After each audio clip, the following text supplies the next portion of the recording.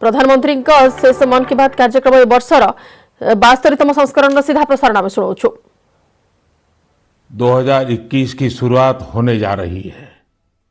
आज की मन की बात एक प्रकार से 2020 की आखिरी मन की बात है। अगली मन की बात 2021 में प्रारंभ होगी। साथियों, मेरे सामने आपकी लिखी ढेर सारी चिट्ठियां हैं। माईगॉव पर जो आप सुझाव भेजते हैं वो भी मेरे सामने हैं। कितने ही लोगों ने फोन करके अपनी बात बताई है। ज्यादातर संदेशों में बीते हुए वर्ष के अनुभव और 2021 से जुड़े संकल्प है। कोल्हापुर से अंजलि जी ने लिखा है कि नए साल पर हम दूसरों को बधाई देते हैं, शुभकामनाएं देते हैं, तो इस बार हम एक नया काम करें। क्यों न हम अपने देश को बधाई दें, देश को भी शुभकामनाएं दें। अंजलि जी, वाकई बहुत ही अच्छा विचार है।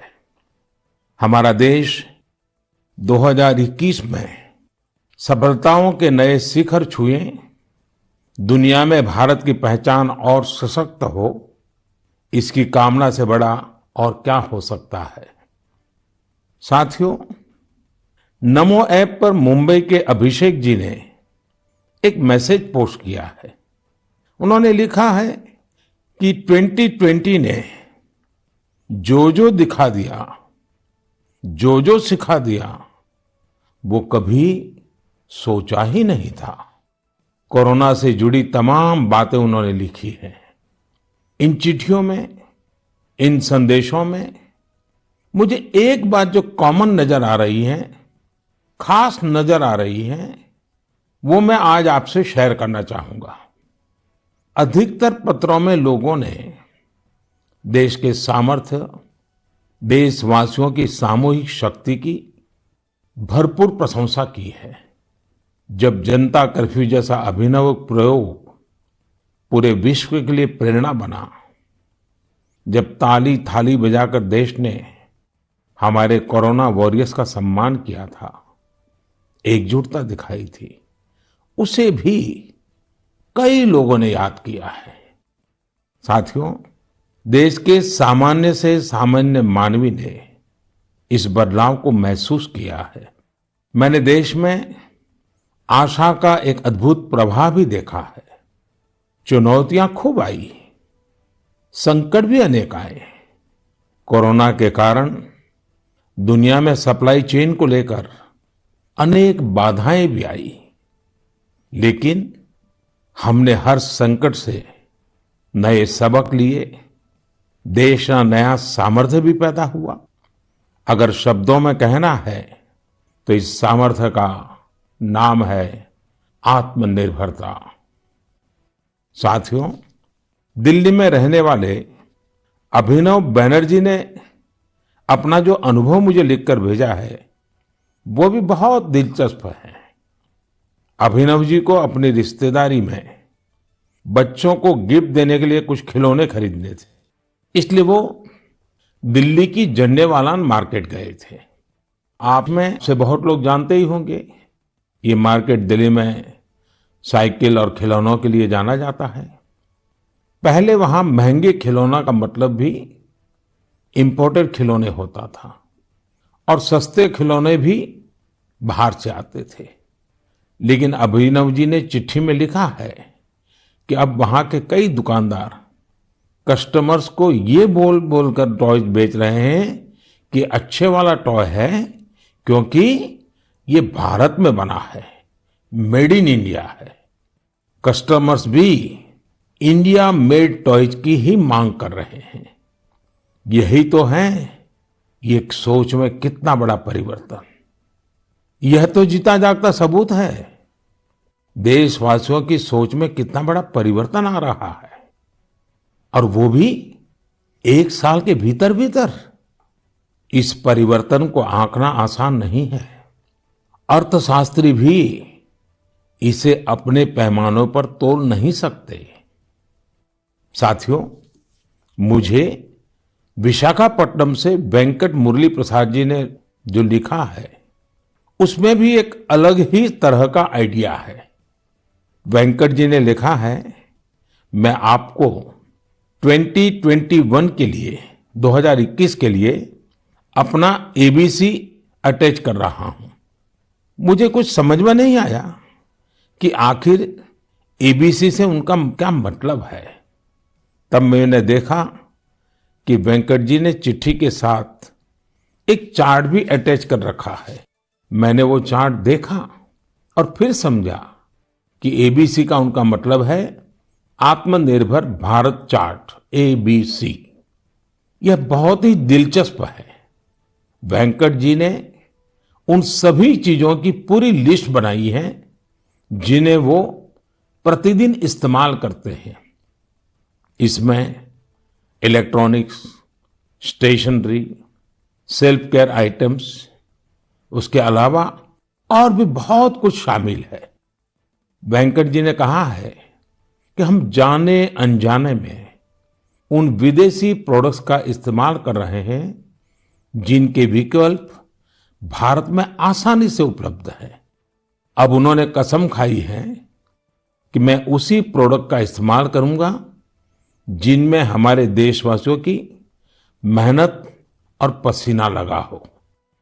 साथियों, लेकिन इसके साथ ही उन्होंने कुछ और भी ऐसा कहा है जो मुझे काफी रोचक लगा है। उन्होंने लिखा है कि हम आत्मनिर्भर भारत का समर्थन कर रहे हैं, लेकिन हमारे मैन्युफैक्चरर्स, उनके लिए भी साफ संदेश होना चाहिए कि वे प्रोडक्ट्स की क्वालिटी से कोई समझौता ना करें। बात तो सही है। जीरो इफेक्ट, जीरो डिफेक्ट की सोच के साथ काम करने का यह उचित समय है। मैं देश के मैन्युफैक्चरर्स और इंडस्ट्री लीडर्स से आग्रह करता हूं, देश के लोगों ने मजबूत कदम उठाया है, मजबूत कदम आगे बढ़ाया है। वोकल फॉर लोकल ये आज घर घर में गूंज रहा है।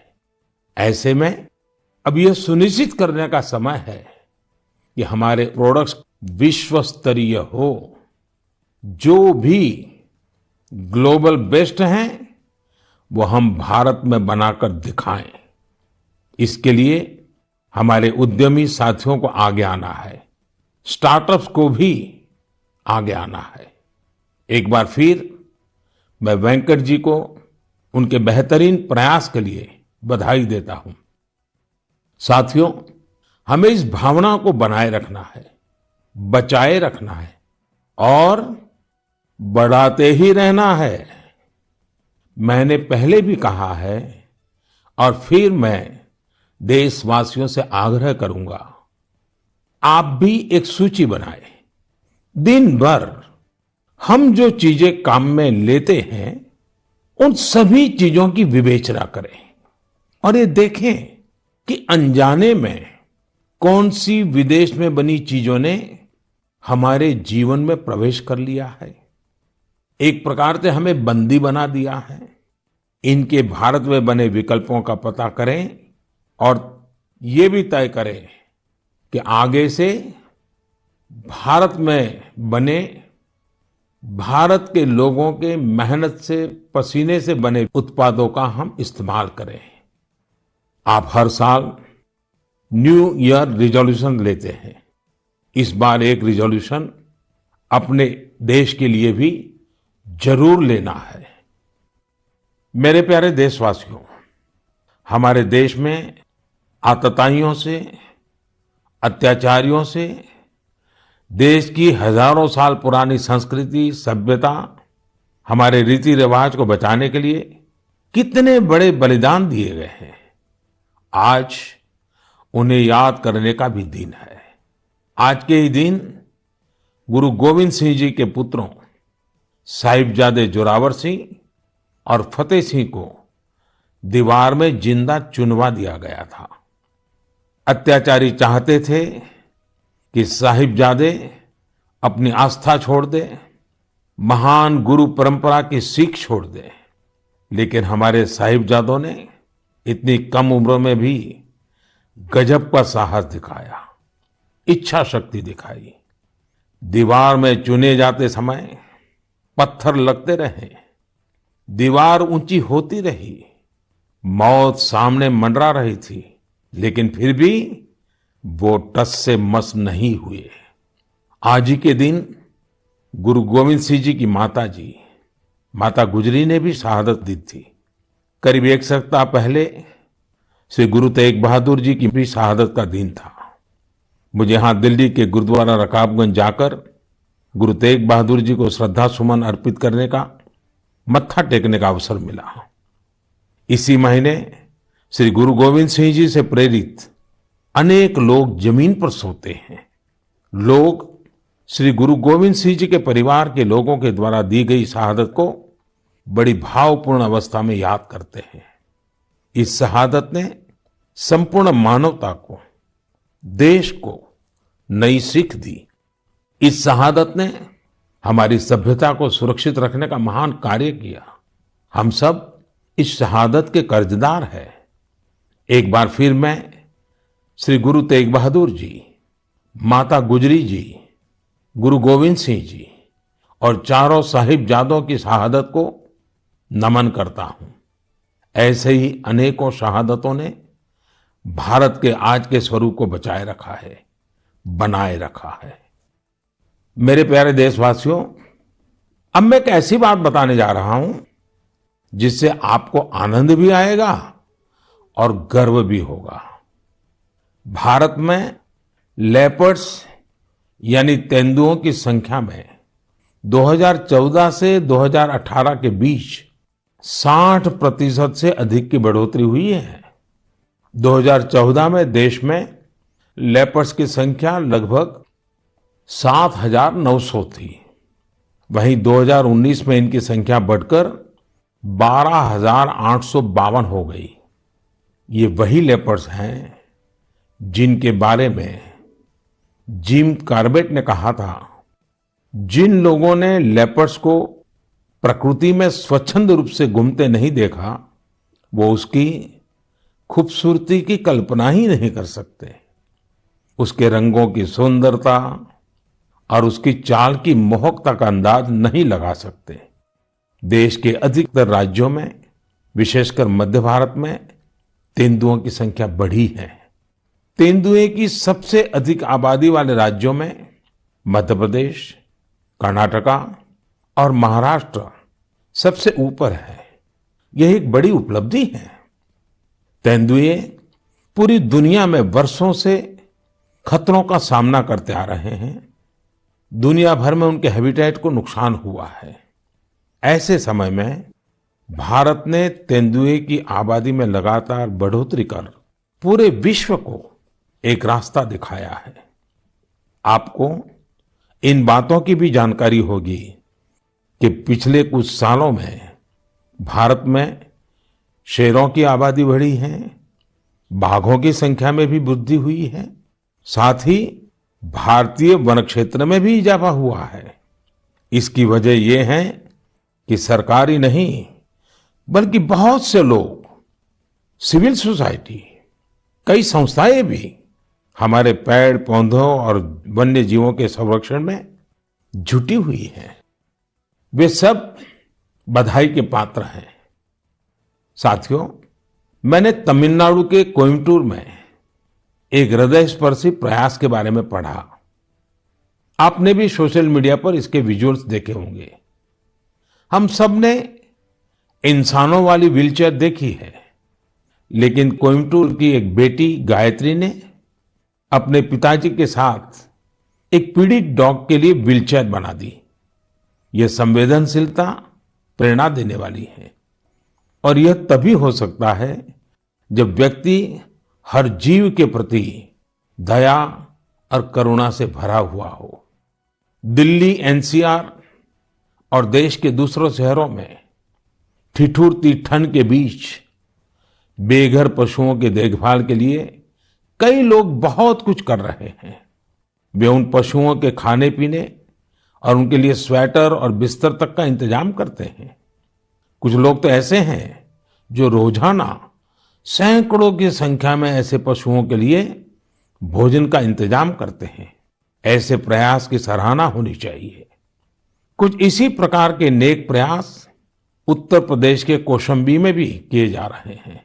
वहां जेल में बंद कैदी गायों को ठंड से बचाने के लिए पुराने और फटे कंबलों से कवर बना रहे हैं। इन कंबलों को कौशाम्बी समेत दूसरे जिलों की जेलों से एकत्र किया जाता है और फिर उन्हें सिलकर गौशाला भेज दिया जाता है। कौशाम्बी जेल के कैदी हर सप्ताह अनेकों कवर तैयार कर रहे हैं। आइए दूसरों की देखभाल के लिए सेवा भाव से भरे इस प्रकार के प्रयासों को प्रोत्साहित करें। यह वास्तव में एक ऐसा सत्कार्य है जो समाज की संवेदनाओं को सशक्त करता है। मेरे प्यारे देशवासियों, अब जो पत्र मेरे सामने है उसमें दो बड़े फोटो है। ये फोटो एक मंदिर के हैं और बिफोर और आफ्टर के हैं। इन फोटो के साथ जो पत्र है उसमें युवाओं की एक ऐसी टीम के बारे में बताया गया है जो खुद को युवा ब्रिगेड कहती है। दरअसल इस युवा ब्रिगेड ने कर्नाटका में श्रीरंगपट्टनम के पास स्थित वीरभद्र स्वामी नाम के एक प्राचीन शिव मंदिर का कायाकल्प कर दिया। मंदिर में हर तरफ घास फूस और झाड़ियां भरी हुई थी, इतनी कि राहगीर भी नहीं बता सकते थे कि यहां एक मंदिर है। एक दिन कुछ पर्यटकों ने इस भूले बिसरे मंदिर का एक वीडियो सोशल मीडिया पर पोस्ट कर दिया। युवा ब्रिगेड ने जब इस वीडियो को सोशल मीडिया पर देखा तो उनसे रहा नहीं गया और फिर इस टीम ने मिलजुल कर इसका जीर्णोद्धार करने का फैसला किया। उन्होंने मंदिर परिसर में उगाई कंटीली झाड़ियां, घास और पौधों को हटाया। जहां मरम्मत और निर्माण की आवश्यकता थी वो किया। उनके अच्छे काम को देखते हुए स्थानीय लोगों ने भी मदद के हाथ बढ़ाए। किसी ने सीमेंट दिया तो किसी ने पेंट। ऐसी कई और चीजों के साथ लोगों ने अपना अपना योगदान किया। ये सभी युवा कई अलग तरह के प्रोफेशन से जुड़े हैं। ऐसे में उन्होंने वीकेंड्स के दौरान समय निकाला और मंदिर के लिए कार्य किया। युवाओं ने मंदिर में दरवाजा लगवाने के साथ साथ बिजली का कनेक्शन भी लगवाया। इस प्रकार उन्होंने मंदिर के पुराने वैभव को फिर से स्थापित करने का काम किया। जुनून और दृढ़ निश्चय ऐसी दो चीजें हैं जिनसे लोग हर लक्ष्य प्राप्त कर सकते हैं। जब मैं भारत के युवाओं को देखता हूं तो खुद को आनंदित और आश्वस्त महसूस करता हूं। आनंदित और आश्वस्त इसलिए क्योंकि मेरे देश के युवाओं में कैन डू की अप्रोच है और विल डू की स्पिरिट है। उनके लिए कोई भी चुनौती बड़ी नहीं है, कुछ भी उनकी पहुंच से दूर नहीं है। मैंने तमिलनाडु के एक टीचर के बारे में पढ़ा। उनका नाम हेमलता एन.के. है, जो विडुपुरम के एक स्कूल में दुनिया की सबसे पुरानी भाषा तमिल पढ़ाती है। कोविड-19 महामारी भी उनके अध्यापन के काम में आड़े नहीं आ पाई। हाँ, उनके सामने चुनौतियां जरूर थी, लेकिन उन्होंने एक इनोवेटिव रास्ता निकाला। उन्होंने कोर्स के सभी 53 चैप्टर्स को रिकॉर्ड किया, एनिमेटेड वीडियो तैयार किए और इन्हें एक पेन ड्राइव में लेकर अपने स्टूडेंट्स को बांट दिए। इससे उनके स्टूडेंट्स को बहुत मदद मिली। वो चैप्टर्स को विजुअली भी समझ पाए। इसके साथ ही वे अपने स्टूडेंट्स से टेलीफोन पर भी बात करती रही। इससे स्टूडेंट्स के लिए पढ़ाई काफी रोचक हो गई। देश भर में कोरोना के समय में टीचर्स ने जो इनोवेटिव तरीके अपनाए, जो कोर्स मटेरियल क्रिएटिविटी तैयार किया है, वो ऑनलाइन पढ़ाई के इस दौर में अमूल्य है। मेरा सभी टीचर से आग्रह है कि वो इन कोर्स मटेरियल को शिक्षा मंत्रालय के दीक्षा पोर्टल पर जरूर अपलोड करें। इससे देश के दूर दराज वाले इलाकों में रह रहे छात्र छात्राओं को काफी लाभ होगा। साथियों, आइए अब बात करते हैं झारखंड की कोरवा जनजाति के हीरामन जी की। हीरामन जी गढ़वा जिले के सिंजो गांव में रहते हैं। आपको ये जानकर हैरानी होगी कि कोरवा जनजाति की आबादी महज 6000 है, जो शहरों से दूर पहाड़ों और जंगलों में निवास करती है। अपने समुदाय की संस्कृति और पहचान को बचाने के लिए हीरामन जी ने